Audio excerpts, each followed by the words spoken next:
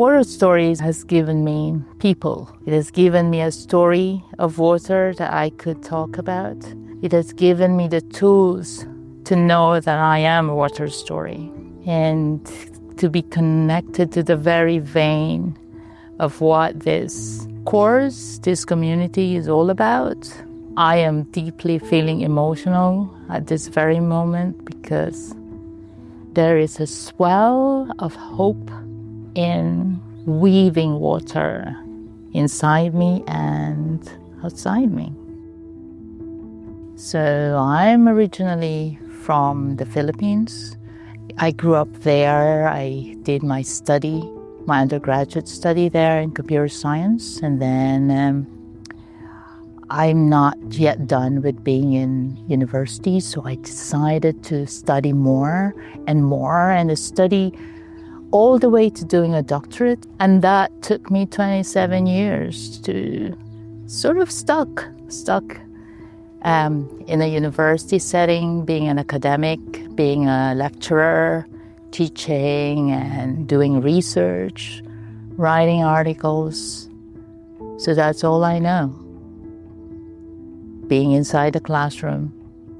Our house where I grew up as a young girl, as a young Joy, behind that house, it was a creek, and I usually go behind the house, make paper boats, and put that on the water. And I have this kind of sadness because my paper boat will not go very far downstream before it gets swallowed by debris or because of so many sediments. And I remember that creek, it's never clear. It's always polluted somehow. And I love the sound of water. If I hear it, I need to take a pause. I think that is the vein that has been calling from within and connecting me. I just didn't know it yet then. My gut feeling was absolutely right. There are many courses there. And, being an academic for nearly 3 decades, you give me theory left, right, and center. I could be so geeky. I mean, I'll take it. But that's not what I'm called to do. That's not where my new water pathway is calling me. It's calling me to kind of let go of my intellect, go with the heart, and really do something with my hands. With this community, I found my tribe. I said it earlier, I gave up 27 years of academic life.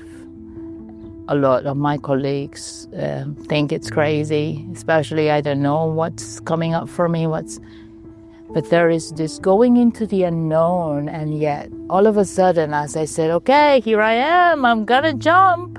I don't know what's on the other side or where I'm jumping from, but I felt like coming here, I jump, and there you are, all catching me. The water is there ready to receive me. And all I have to do is just breathe and relax, and I float, and you just carry me. Got to know that watershed where I'm temporarily residing, and I said, this watershed doesn't know me well. And then all of a sudden my mind went back to that watershed of that creek with my paper boats. And then I just kind of look at the watershed and I was like, oh my, this is the watershed that knows joy. This is the watershed that has been calling me and giving me playtime with paper boats. In the Philippines, life could be really tough and a lot of poverty. And the little resources that the land can offer communities is being taken by capitalism, by greedy politicians, etc., etc. So I want to bring water stories to communities and really discover and return to the water that could, not just as something that gives us life, but that will give them back their livelihoods.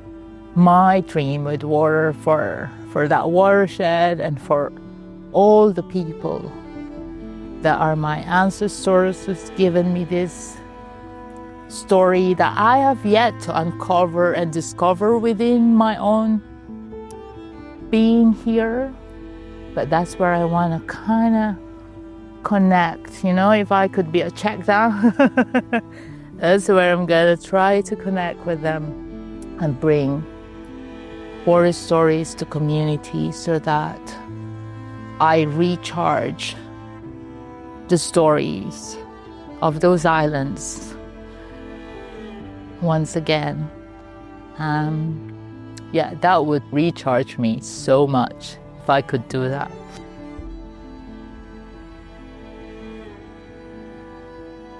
My name is Joy Enriquez, and we are Water Stories.